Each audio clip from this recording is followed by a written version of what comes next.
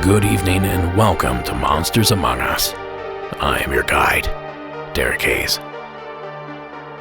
Now I trust this podcast finds you happy, healthy, maybe just a little bit unsettled. Well, if you're not already, I guarantee you will be by the end of this hour.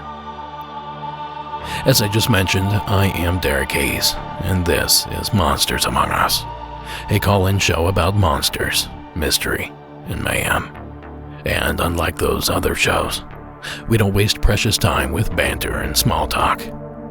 We get right into the action, with calls like Mike's out of Canada. Hey Derek, hope all is well. This is Mike again from Montreal. I know you're a big fan of on-the-spot encounter calls and always hope for one to come in. This is about as close as I can get for you. So I live in Quebec, in Montreal, near one of the airports across the river on the South Shore. So with that said, I'm pretty used to what the air traffic looks like at night, what to expect from all types and sizes of different aircraft and helicopter too. So tonight, it's a partially cloudy night. I can still see the moon. The sky's relatively clear, but it's gray around the horizon. Looking north out towards the city, I can see the cityscape from here. Somewhere out over the river, as I was looking out towards the city, I saw a glowing orb, basically.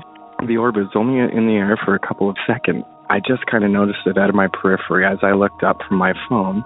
This thing shot across the sky, maybe in my view, a few inches. Now, it wasn't a straight path either. It kind of had a bit of an arc to it, slightly upward, and then it came back down towards the horizon a little bit until it literally just faded out. I don't know. I've been sitting here trying to figure out what it was, but I can't quite figure it out. And I know Montreal in particular has a little bit of history with strange things in the sky, so I thought you'd like to hear something very recent, I guess, from the skies up here in Quebec. Thanks again for the podcast, Derek. I hope you guys are doing well, and I hope you're enjoying your break. Have a good one.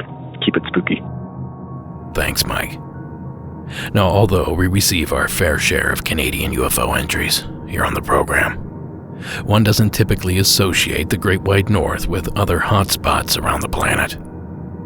But I gotta say, it's most likely a mistake. Because not only is Canada one of the countries with the most UFO sightings, they come in third behind the US and the UK, according to a report I found, published by MUFON last year. No, not only that, the frequency at which these anomalies are spotted up there, well, that's increasing. And not only that, but Montreal, Quebec, the location of Mike's encounter, seems to be their hotspot. That strange light in the sky is one of 1,100 UFO sightings in Canada last year. According to the annual survey released by Ufology Research of Manitoba, there are at least 3 such sightings in the country every day. UFO reports are still a thing. People are reporting them in greater and greater numbers every year. Montreal is Canada's UFO capital, with 74 sightings reported last year, followed by Toronto, then Vancouver. It's not that these cities are on an extraterrestrial highway, it's a matter of population, says the report's author. If a tree's falling in the forest, you need somebody to hear it, so if there's a UFO in the sky, the more people around to see it, the more reports you get. Now that clip courtesy of CTV, and it certainly makes sense. And I suppose that philosophy could be applied to other realms of the paranormal as well. It's hard to witness something if there's no one there to see it. Now, of course, none of these revelations do much to lessen the burden Mike now carries. That lifetime sentence of wondering, what did he see? And hoping for an answer. Well, I can only say good luck to you, Mike, on that. But thank you for sharing your experience. Now, if you have an answer for Mike, or simply have a true paranormal tale to tell of your own, just call the hotline at 1-888-608-NIGHT. That's 1-888-608-6444. Now, next up, we field a doppelganger story from Kathy in the state of Virginia. Hello, Derek. My name is Kathy. I live in Virginia, and I really wanted to share a story with you of something that happened to me just 3 days ago. It was very odd. I had been into a store, and when I came out of the store, I approached what I thought was my vehicle, and it wouldn't unlock, and the key wouldn't work. And I was like, oh my gosh, I'm locked out. Maybe the battery on my key fob is dead or something. So anyway, I just sat down on the curb for a second just to kind of like gather myself because I felt a little bit panicked. And all of a sudden, my husband, who was supposed to be working at our local racetrack, he does that for the fire department, he pulled up, and I didn't understand how he could have been there. But I approached, his truck, and I spoke to him, and, I saw his clothing, his hat, his truck, the interior of his truck, and I spoke to him, and I said, I'm okay, I'm fine, I'm just locked out, I'm going to call a locksmith. And he said, well, no, I can go home and get the spare key. And I was like, well, okay, I'll just, browse around the shopping center till you get back. That's no problem. So he pulled off, and shortly thereafter, just within moments, a woman came from the shopping center. She said, ma'am, this is my car. And I said, I'm so sorry. It was identical to my vehicle. I mean, I drive a Honda Accord. They're everywhere. I said, ma'am, I am so sorry. I was not trying to break in. And she understood. And I hit the lock button on my car, and sure enough, I heard it beep. It was like, a row or two over. So that problem solved. So I wasn't crazy for that because the vehicles were identical. So I get back into my vehicle, and I picked up my phone, and before I could even call my husband, the phone rang, and it was my husband. And I said, hey, don't worry about getting the key. I had the wrong vehicle. I'm sorry. It was my stupidity. Just, don't worry about it. And he said, what are you talking about? I said, well, you were just here. I mean, I thought I was locked out. He said, honey, I've been at the racetrack all day. And he was at the racetrack. I could hear the race cars going in the background. He said, I haven't been anywhere near you since early this morning. I have no idea what you're talking about. And I said, you were just here. He said, no, I wasn't. And it was just extremely odd because I saw him. I mean, every detail. I mean, I've been with my husband for over 10 years. There's no way I was mistaken. So I don't know. Was I hallucinating? Did I go into some alternate reality? Did my mind just see what it wanted to see? I have not the slightest idea how that happened. I do have some health issues. This is not a sob story, but I did contact my doctor and explain to him, and he said, well, let's come in and get some lab work done to make sure you're not in some sort of a physical crisis. And I did that, and sure enough, I'm not in any sort of a physical crisis. I said, could any of the medications that I take have caused this to happen? And he said, I don't think so. I don't know. No one knows what has happened, but my husband was not there. But I did see him. Wondering if anyone else has had a similar experience or what an explanation could be. I am not opposed to the thought of going into a different dimension. I do believe that things like that are kind of possible. But anyway, that's my story, and I do love the podcast. very much. I've been listening for several years now. So anyway, thanks for the podcast, and I hope you have a great day, and I hope to hear back from you. Thanks a lot. Bye-bye. Thank you, Kathy. Now, it's been my experience that most doppelganger stories are somehow nefarious in nature. Not necessarily evil, but certainly not benign either.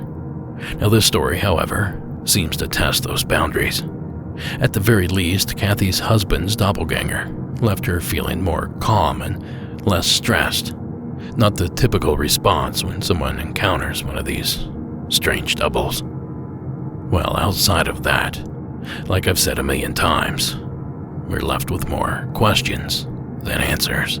But hopefully that'll change soon. At least for your sake, Kathy. Thank you again for the interesting, albeit unsettling account. Now this next entry takes us back to Canada, where Jessica is waiting with an entry. Hi, Derek. My name is Jessica. I'm calling from Chelsea, Quebec, Canada. I had been wanting to call in to tell someone else's story, but had wanted permission. So I remember as a child having a really close connection with my aunt, my uncle's wife, and we shared this interest in paranormal, spiritual things, and we talked a lot about it. And she used to have me over at her house for sleepovers, and I remember so vividly this story. She told me about one of her experiences. Last year she died during COVID, and I had been looking through my messages at our correspondence, and I remember that she had given me permission to tell this story on her behalf. So I'm calling to tell it. So what I remember is that she told me she used to spend a lot of time on her own in the house that I used to visit. And it wasn't a very old house, probably like 1940s, 1950s. It was built maybe even a little bit later. She used to spend a lot of time alone because her husband, my uncle, would travel for work, and she'd always get really spooked out while she was alone. She didn't like being alone in the house, and would have weird experiences and freak herself out. And what I remember from one of her stories was that she was locking up for the day. She had just come in from, I don't think it was nighttime, but she had come in from outside and had closed the door and locked it, and gone upstairs to the bedroom. And she started to feel weird, and so she came.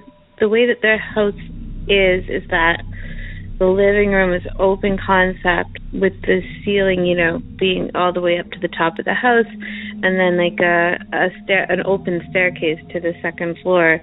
And once you're on the second floor, you can look out into the living room, into this big space. So she went to the top of the stairs and looked down, and she saw a series of black cats walking across her living room, up the stairs from the landing, in a row, all walking together in a row in a straight line, and did a circle of the house. So they went up, hard to explain her house, but went up into the living room, down around the other side of the house, and then out the door. So anyways, I found this little message that she wrote. She said, "I can't remember it all, but you can tell this part of the story for me.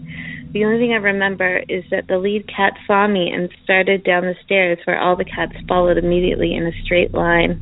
Walked down the hall and outside through the front door, which was ajar. So strange." So I guess there was a cat in the front that was leading. And the thing we talked about after that was just how she had always locked the door. So she didn't even know how the door had been open, and even if she hadn't locked it, it would have been, shut completely and not ajar. So that's the story. Very odd. I always thought about that in all of my years of listening to spooky stories, and thought it was one of the creepiest ones. Have no explanation for it, but yeah, thanks for the podcast, and thank you for giving everybody a place to put their experiences down, and have a great night. Bye. Thank you, Jessica. That's not your typical ABC call. And there's certainly something perplexing about this story. Are we talking about some sort of ghostly apparition?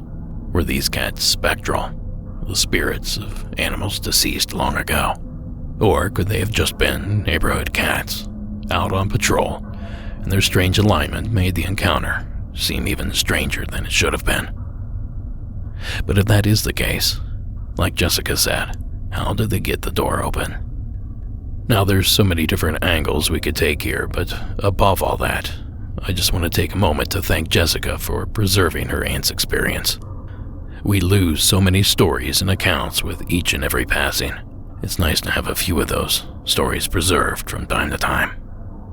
And of course, we're sorry for your loss, Jessica. But thank you for calling in. This episode is brought to you by The Outbreak. We're excited to partner with the Outbreak app to host a thrilling virtual race that is also a zombie-themed game that we can play together.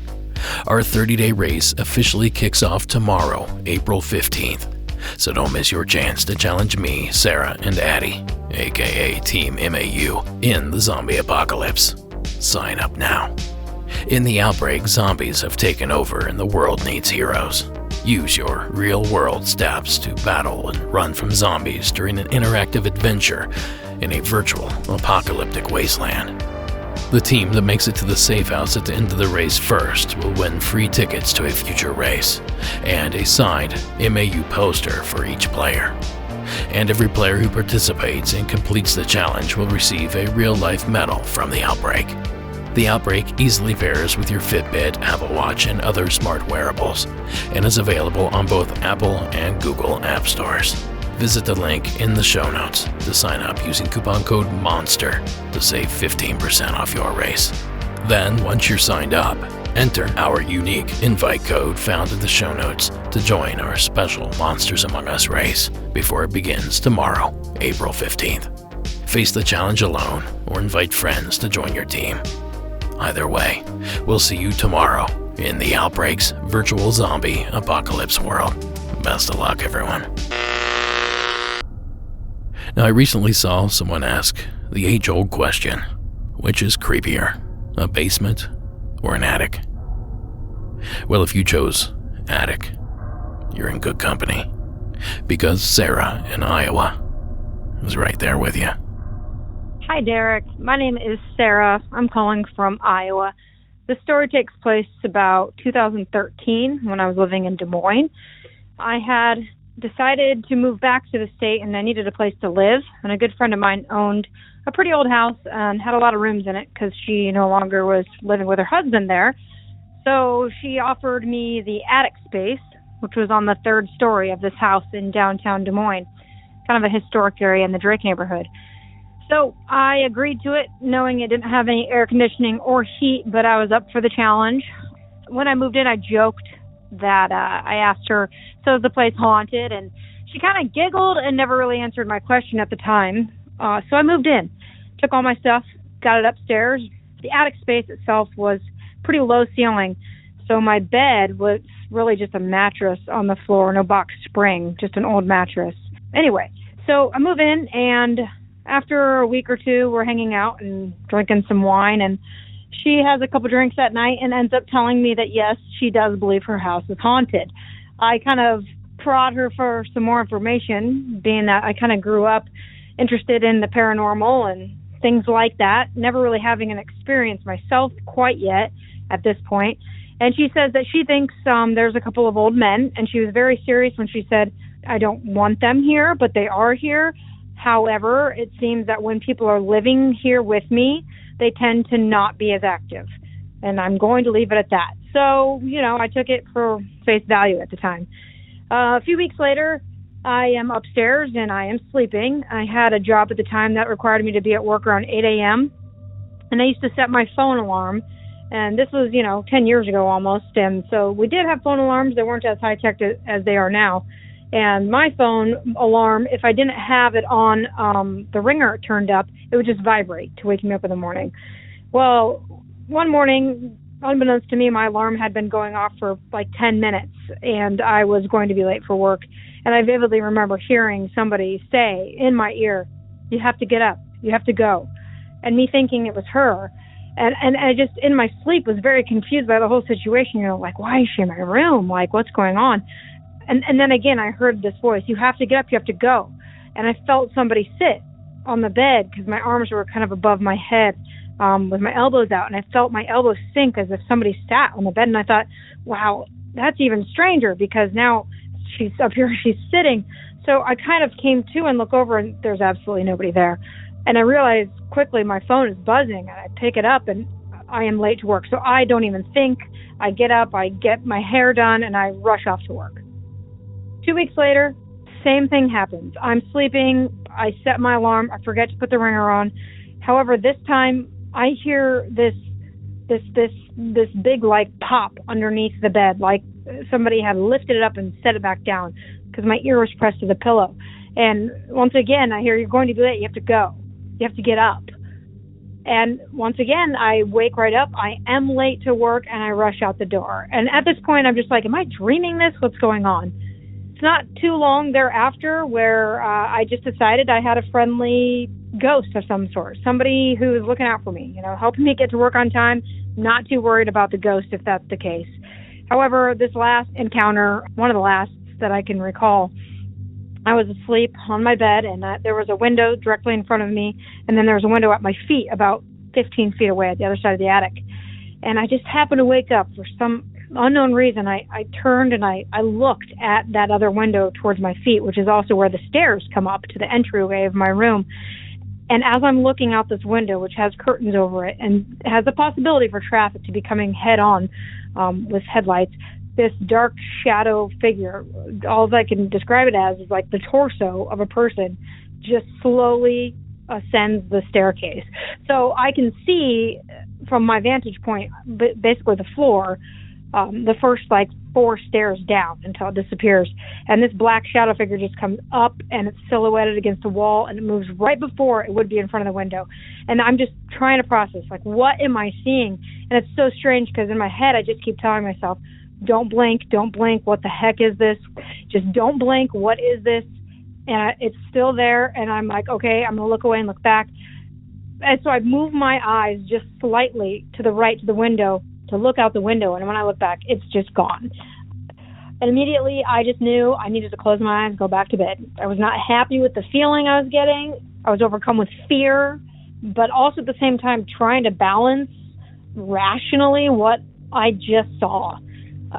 So that was the creepiest part of the whole experience living there. Now, the woman who does live there, or did, said that she had experience going into the basement and having something come up behind her and brush her hair behind her ear and say, there she is. So needless to say, I didn't spend much time doing laundry in that basement. There was a few other things, a lot of footsteps and doors opening here and there, but I attributed that to the rather overweight cats that she also had.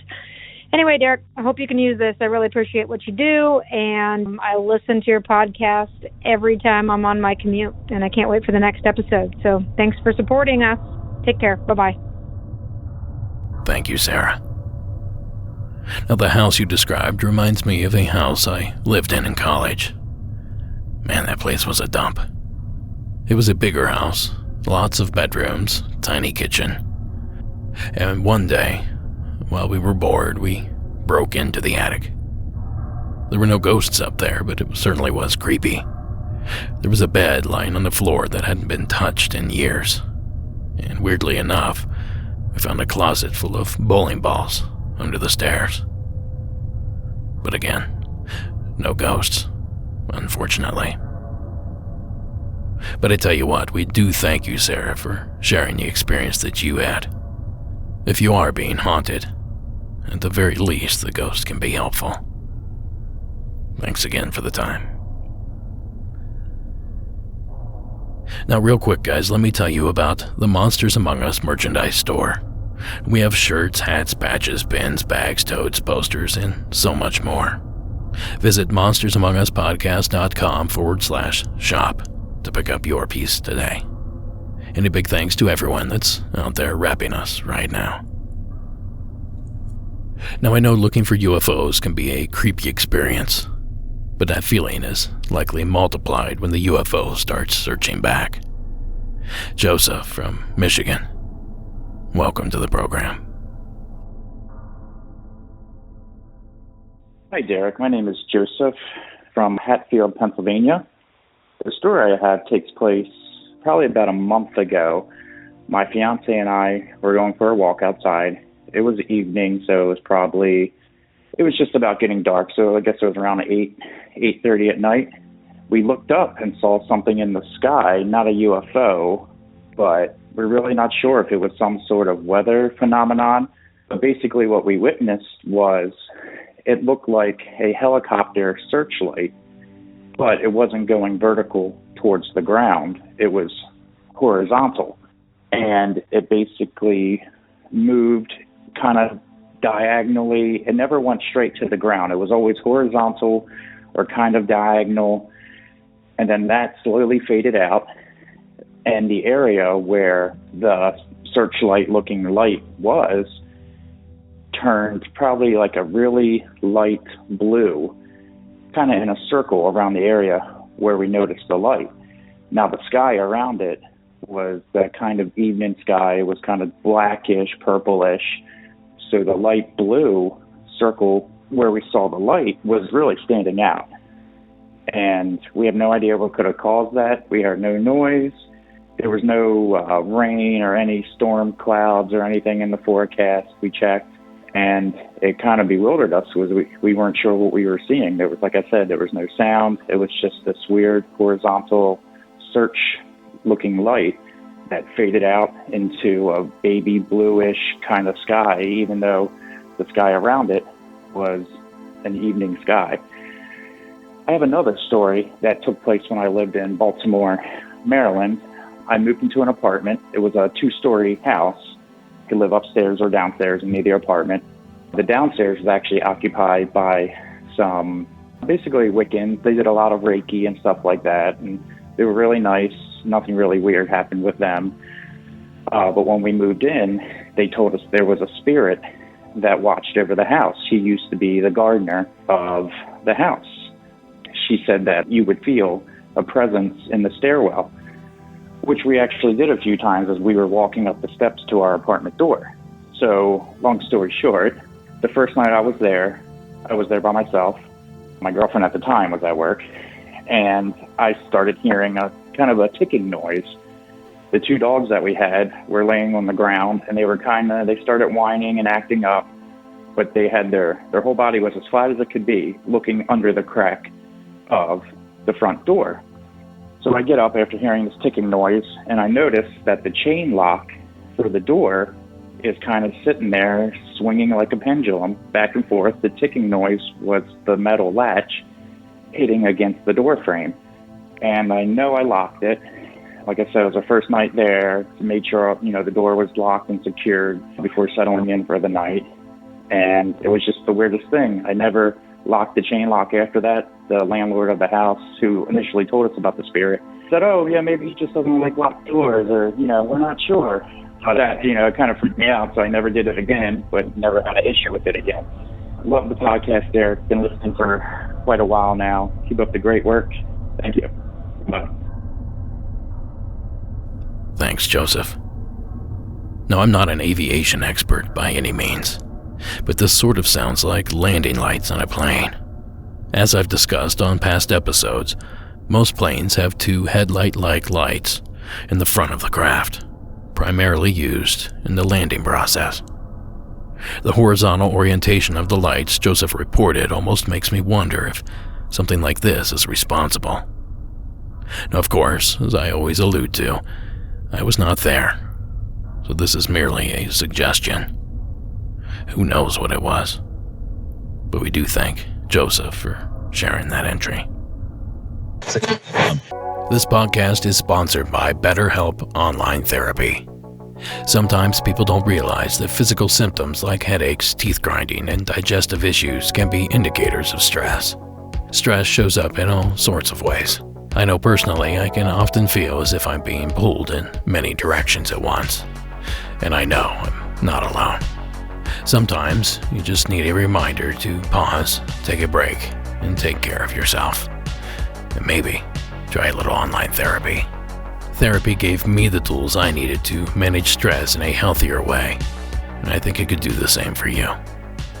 BetterHelp is customized online therapy that offers video, phone, and even live chat sessions with your therapist, so you don't have to see anyone on camera if you don't want to. It's much more affordable than any in-person therapy. Give it a try and see if online therapy can help lower your stress. This podcast is sponsored by BetterHelp, and Monsters Among Us listeners get 10% off their first month at betterhelp.com/Monsters Among Us. That's BetterHelp.com/Monsters Among Us. As you know, supporting our sponsors supports the show, so thank you for listening. Now back to more of that creepy material. Okay, who's up for some ghostly activity? This next one was submitted by Kathleen in the Lone Star State of Texas. Hello, my name is Kathleen, and I'm calling from San Antonio, Texas. What I'm about to tell you happened well over 20 years ago when I was preparing to get married. It was the spring of 1992 in central New Jersey, and I had just moved back into my folks' house and was sharing a room with my then 14-year-old sister. It was a time of high energy. I was reunited with the love of my life, who I met when I was still in high school, and it was a rocky relationship, but we had finally gotten to a place where we were ready and very much in love, and both gainfully employed and looking forward to the future. But it was a very old house in a very old town that I was living in, and there were a few mysterious things that had happened in that house, which was built in the early 1930s, reported to me by my younger brother and sister, but I put those items off as just active imaginations of preteens in the middle of the spring and summer. Well, as we were preparing for my wedding, I bought an antique wedding dress at a flea market. And I remember that in the spring of 1992, again feeling very happy about our future and ready for anything, we would take a lot of day trips. And at this flea market, I found this wedding dress that looked to be from the late 60s, early 70s. And it was just my style. And my then fiancé purchased it for me as a wedding gift. Well, after seeing the seamstress and making plans to have it altered for me, I did have it hanging, displayed next to my bed in the attic bedroom I shared with my sister. And on one particular evening, as the summer came upon us and our wedding date in August was soon to arrive, I remember falling asleep as I normally did in the single bed next to my sister's in that attic space, with no worry about the future at all. But this was a night like no other. To this day, I still wonder what happened. But I know it was very unnatural, and it was very real. Not long after I fell asleep, I was awakened by the sound of soft, menacing laughter. And it was coming from behind the crawl space, or the small closet next to my bed, and behind where I had the wedding dress hung on a hanger. And I remember laying there thinking, I must be asleep, but it didn't stop. And even though I closed my eyes and told myself, you're just lucid dreaming, try to go back to sleep, it would stop and start again. Finally, I just made myself sit up and listen, and there was no sound. And I convinced myself that I was in fact dreaming. Wedding nerves, that's all. And I laid back down and closed my eyes. And as I was about to just fall into a nice deep sleep, I heard it again. It was mocking. It was soft but menacing. And I sat bolt upright. And I was determined I was not going to lay back down until I solved it. What was this? But then, as I'm sitting there, listening intently, hearing nothing, except the sound of my sister snoring lightly to my left. I hear something downstairs in the kitchen area, just below the stairwell landing. And it sounds like movement.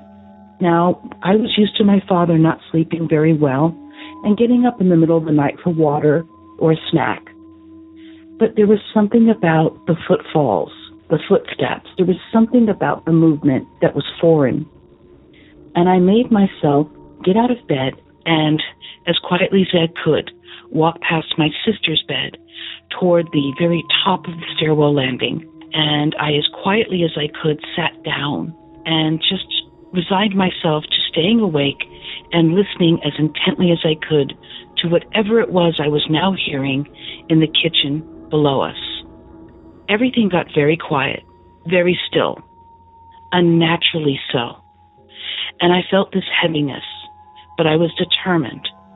I was too scared to get back into bed and try to sleep at this point, so there was nothing for it. I was going to sit there and wait.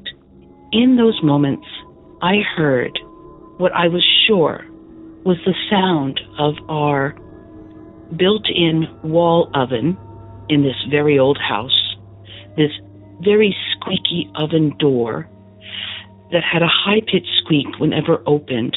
I heard it slowly opening, and in such a way that I was certain I was meant to hear it for as long as it could be made possible to be heard. And after a pause, an incredible slam as it was slammed shut. Every hair on my body stood up straight. I decided, that's it. I'm getting in bed. I'm putting the covers over my head, and I'm done with this. Dawn will be here soon, and it'll be a new day. I'm done. And that's exactly what I did. I just walked past my sister's bed, got in under the covers, and I don't know how I did it, closed my eyes, and actually went to sleep. When I awoke the next day, I saw my sister and family downstairs at the kitchen table. And my sister, again, just 14 years old, couldn't wait to tell me about this crazy dream she had. In this dream, she was inside the body of an intruder who had come into our house in the middle of the night. She couldn't see the person, but she could see through their eyes. And she knew it was an intruder because they had long arms and black-gloved hands. And she related to us in a very excited manner how the intruder had walked around the downstairs portion of our house and then finally ended up in our kitchen. And for no reason at all, decided to very slowly open the oven door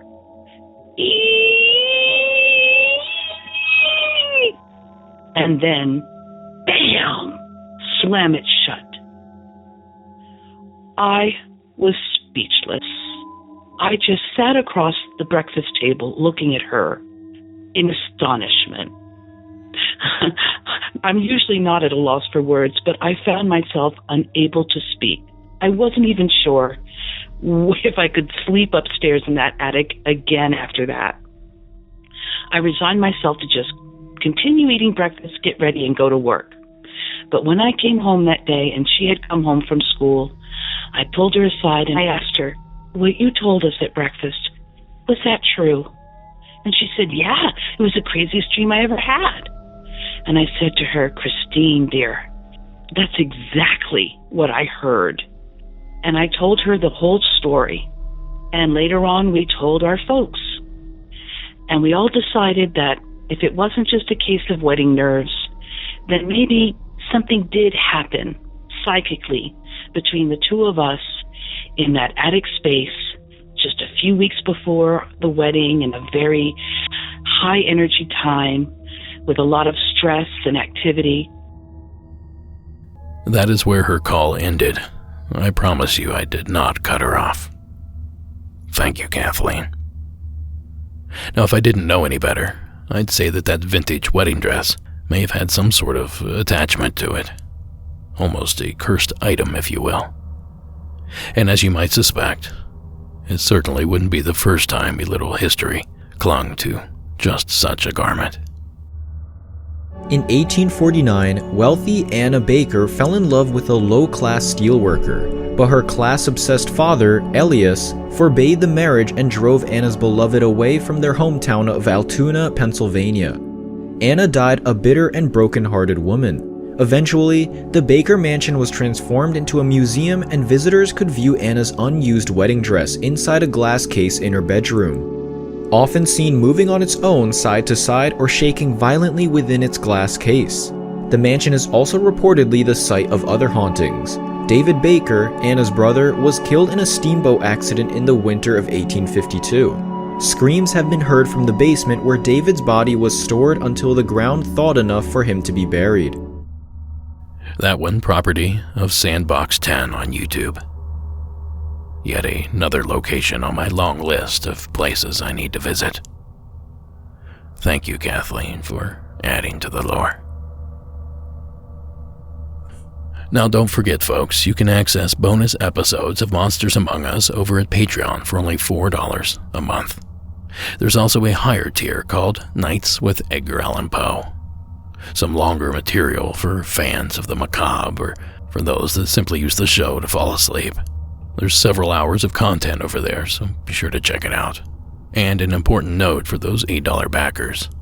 I don't consistently release new Nights with Poe recordings. So pledge, download what you want, unpledge.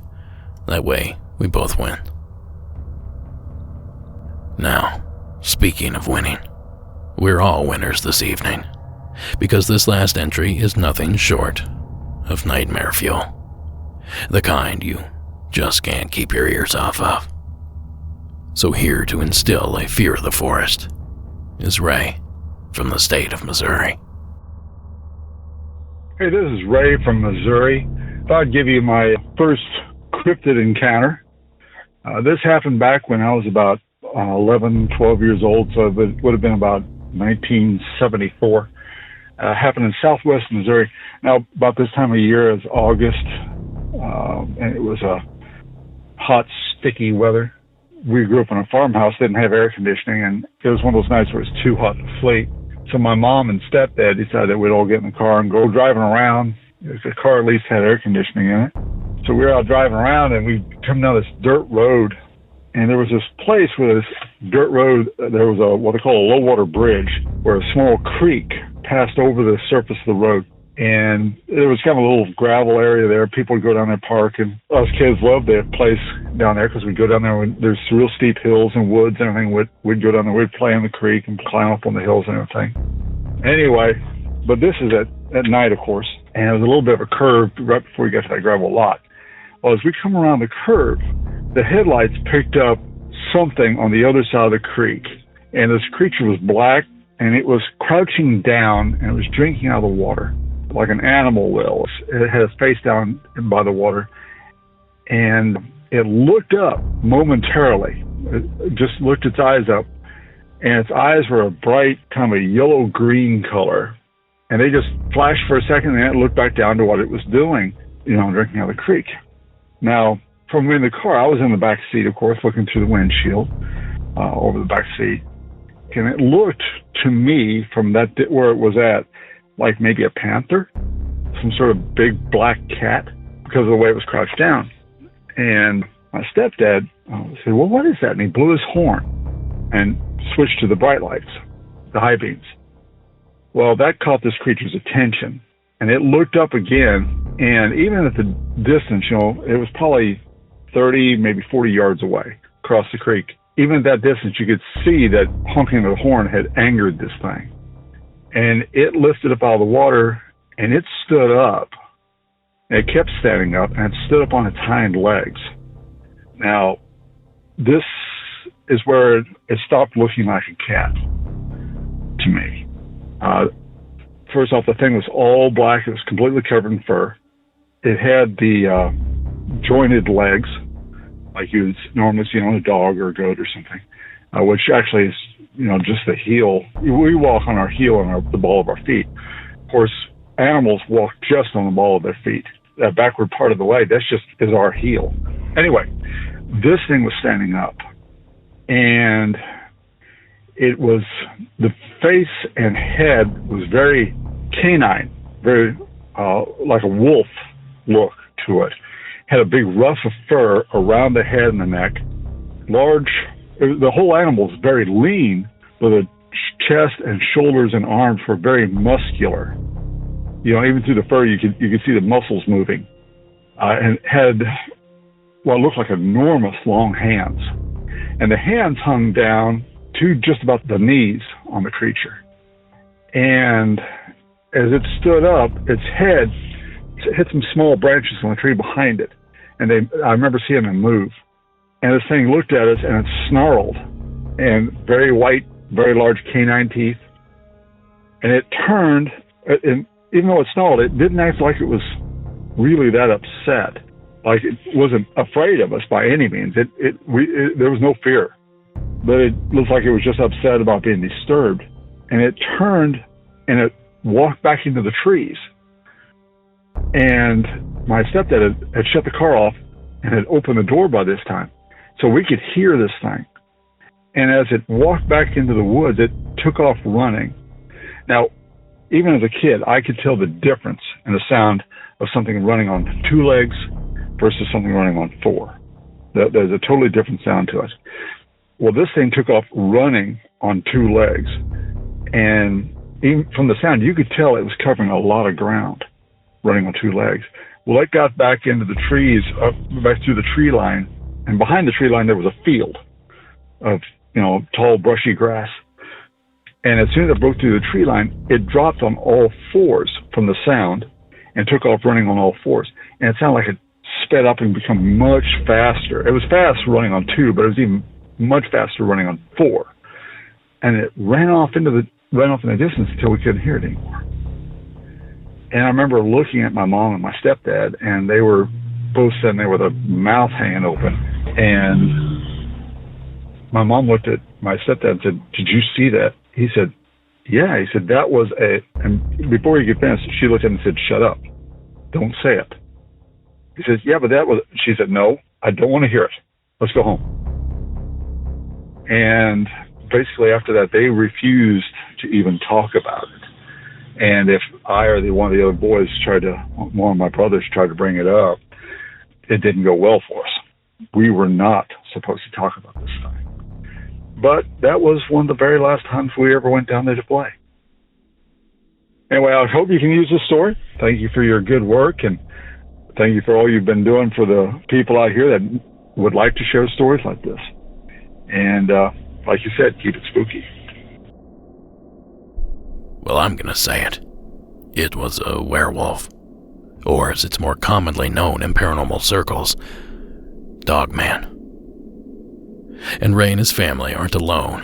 Respectable people all across the country are seeing something terrifying. I would say that it was about 7 to 7.5 feet tall. The head was large, and it didn't look like a bear. It actually looked more like a wolf. It had to have been well over 3 times my size. The facial features tend to be more dog-like. The upper body features tend to be more man-like. Eyewitnesses report seeing a menacing beast with dark hair, walking on its hind legs and standing over 7 feet tall. The creature is said to kill using deadly fangs and razor-sharp claws. It has the strength to subdue animals as large as 1,200 pounds, and it emits blood-curdling howls. And the creature has human-like hands and feet. In Wisconsin, the beast is commonly referred to as the Dogman. Now, that info was pulled from 2 different episodes of the History Channel program, Monster Quest. And you can watch both episodes for free by following the link in the show notes. Now, it's not only Wisconsin that's slinging around the Dogman moniker. There are more than a few hotspots outside of the Badger State. Ohio and Michigan come to mind. In fact, I stumbled across a map assembled by the NADP, the North American Dogman Project, that gives you a whole mess of reported sightings throughout the US and Canada. And as usual, I've linked to it in the show notes for tonight's show, found in the description of this posted episode, or at monstersamonguspodcast.com when you click on the show notes tab. And yes, before you ask, there were several pins in that map that fall within the confines of the Show Me State's borders, and a few more just across the border in parts of Oklahoma, Arkansas, and Kansas, the area where Ray had his experience. And as a matter of fact, after a few hours of digging, I managed to find a story out of that area, this time in nearby Beaver Lake, Arkansas. Now, what makes the story you're about to hear even more relevant is the fact that the sighting took place back in 1972, just a short year or two from the date of Ray's encounter. Now, before I push play here, this is a truncated version of a story featured on the YouTube channel, Those Endless Mysteries, and I've linked to the video, which is significantly longer than the following clip, and is much more rich in detail as well. So if this interests you, I recommend you check it out. At any rate, the following events reportedly took place in Beaver Lake, Arkansas, in October of 1972. The witness states that her and her husband and their babies, and with her brother, had left Leavenworth, Kansas, in their Volkswagen van, going on a camping trip. They were going to a recreational area in Arkansas called Beaver Lake. Her brother pitched his tent next to the van as the rest of the family was going to sleep in the van that night. She says that it was around 3 a.m. when she heard what she thought was coyotes coming from a ridge outside of their campsite. She peered out the windows trying to see what was making the noise, but couldn't see anything there. While still hearing strange yips and howls, she laid back down in the back seat. Within just moments of her laying back down, there was a huge crushing bang on the van right next to her head. Her husband leapt up from a full sleep, while within just a few seconds her brother came out of his tent and jumped into the front seat. She says that they all were in a panic, looking in all directions, trying to see what had hit the van, when her brother finally yelled out, saying that he saw something moving behind the van. They all turned their heads just in time to see a dark, large shadow moving about 20 feet behind the van. Now, after about 20 minutes of not seeing anything else move, that her husband and brother decided to get out and inspect the van for damage, but found none. Then she said that they started hearing pounding footsteps, which seemed to be coming from the thick brush about 50 feet away from them. The guys eased back into the front seat of the van. As he stepped on the brake pedal, she says that there was a huge commotion. With this loud commotion, her husband started the engine. At this moment is when they saw a hairy thing, maybe only 10 feet away and coming straight at them. Its silver-tipped hair started to glisten in the headlights. She said this creature had a grayish streak going from its shoulders all the way down its back, saying that this creature was walking on 2 legs, while having a barrel chest but skinny legs. She says it was at least 7 to 8 feet tall. The face wasn't ape or human-like. It was more doggish, she stated. Its ears had hair on the top of them. Now she says as far as the movements of the creature, that they seemed more human than anything else, saying that this creature's body structure was also very human-like. As it was moving away from them, she stated that this is when it let out a menacing huff and a low rumbling growl like a dog, but it seemed to be moving away fast. Again, if you have 6 free minutes, go listen to the full version. The link again is in the show notes. Now that's my kind of camping trip. To no one's surprise, the group packed up and hit the road, and I can't say that I blame them. Who would want to sleep outside after seeing something like that? Well, I suppose the point is, Ray and his family are not the only ones to see something they couldn't explain in that part of the country. Oh, and I wouldn't be doing my job if I didn't at least mention that in July of that same year, 1972, And again, very near the time of Ray's encounter, there was a series of run-ins with a strange, upright, hairy, foul-smelling beast just on the other side of the state. In the fall of 1972, residents of the small Missouri town of Louisiana reported seeing a huge, shaggy, unidentifiable beast. It came to be known as Momo. After months of terrifying encounters, the monster disappeared from view. No further trace of Momo has ever been found. Yet for those who encountered it, they're certain they saw a flesh and blood monster.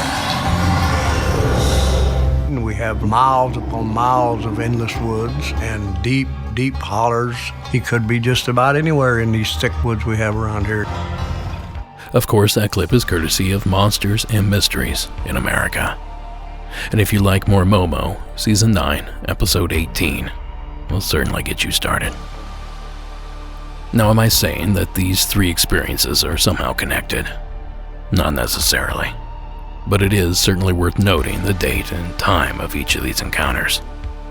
And if you listen closely, several of the details mentioned in both encounters seem to oddly line up. So whatever it was, we thank you, Ray, for sending in the tale. I love me a good Dogman story. And that's going to do it for this episode. Monsters Among Us is written and produced by me, Derek Hayes. Additional support is provided by Sarah Carter Hayes and Addie Lloyd. All audio used in this production is done so under the protection of fair use. And if you're poking around the internet, be sure to follow us on social media. We have accounts at Instagram, Facebook, and Twitter. Please consider leaving us a rate and review wherever possible. 5 stars and a few kind words go a long way to keep the show rolling. And finally this evening, the terrifying score you heard was provided by Iron Cthulhu Apocalypse, Co.ag Music, and Carl Casey at White Bat Audio. Thank you so much for listening, and until next week.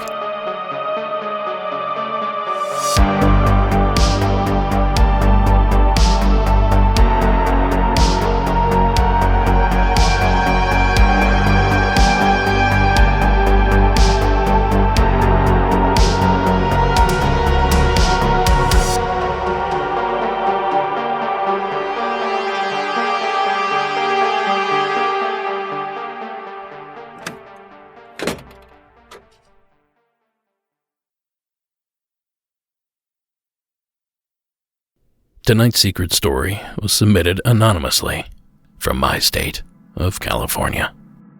Hello, just calling to finally tell one of my stories.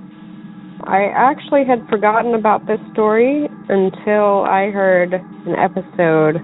It was Season 7, Episode 18. The guy's name was Orson from Florida. It just reminded me of this story that I had actually previously forgotten, but I wanted to add on and probably won't give him any answers, but anyways, so to provide some context for my story, this was probably 2020, about November, December. I live and work on a wildlife area in Northern California area, specifically around Chico. And I had just gotten off of one of my 12-hour shifts at the duck hunting check station. So I was out taking my dog for a walk about 4 or 5 o'clock. Since it was still a hunt day, I didn't want to walk on the wildlife area and disturb anyone's hunt. So we're just walking around our main compound. So my dog's off leash, just running around, sniffing everything. And I had a podcast on, potentially this podcast, and thought I heard a weird noise. So I stopped what I was doing, and I took the earphone out of my ear, and I sat there and listened for a second. And to my left is a big junk pile of just metal and a bunch of other stuff, and to my right is the starting of our wildlife area. And I heard a noise, and it sounded like a lamb. And I was like, wow, that's really weird. There shouldn't be any lambs around here. This is the starting of winter. Lamb season's usually about spring. We're at the middle of rice land. There's no sheep herds around us. The only animals around us are just a cow field about 2 miles down the road, and that's usually their summer ground, so they're not even at the field right now. So I thought that was weird, and my dog comes running from the junk pile because he was chasing rabbits, because he looked like he had also heard this noise, which I thought was weird. And I got this really creepy feeling, and we heard it again, and so I turned around and just, dragged my dog out of there, because I was not about to find out what that noise was, because it was in, short grass, so I should have been able to see something, and I couldn't see anything. So it was just a strange little story that I had actually forgotten about until I heard Orson's story. So I thought I would call in. Love your show. Keep doing what you're doing. Thought I would contribute. And have a great day. Thanks. Thank you, caller. Oddly, I know that feeling. Last week, as you probably heard, we went up to the Santa Ynez area near Santa Barbara to do a little camping and to celebrate Sarah's birthday. Happy birthday, babe. Now, while there, I had hoped to run into a patch of morel mushrooms or one of the other delicious varieties that grow in that area. So we did a little exploring. And we managed to find an offshoot trail that led off from one of the main ones that we were on. It wasn't deserted, but it was also traveled much less than the main thoroughfare. It turned out to be an old pipeline of some sort, but that part's irrelevant. Well, we ducked and weaved a mile or so back, climbing over fallen trees. And we eventually made our way into this luscious green area. The vegetation made it quite dark, and it was shaded because it was probably only 8 or 9 a.m. And upon our return, I heard a strange sound ahead of us, off trail a few feet, behind a thick tangle of brush. I immediately paused and motioned for Sarah to stop behind me. It was quiet for a few seconds before we began discussing what it was that I thought I heard.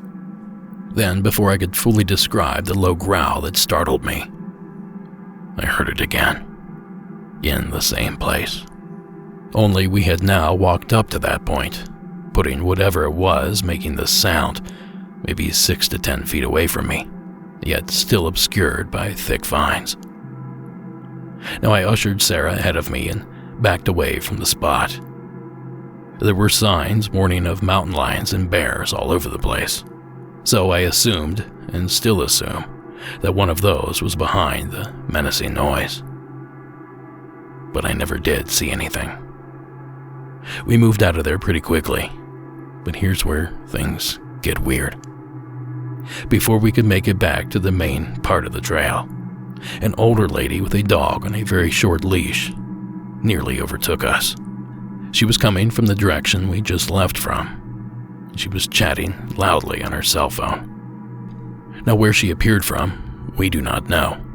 The trail was very narrow. It was more of a game trail than a hiking trail, and it was cutting across a steep slope. It was near vertical to your right going up and near vertical to your left going down, so she certainly wasn't off trail. So I don't know, maybe it was her dog behind those vines growling, but that's not what it sounded like to me. So I get it, caller. Those strange sounds are so hard to explain. But thank you for taking the time to call in and explain what you heard. And thank you, listener, for sticking around to the end of the program. Have a good night.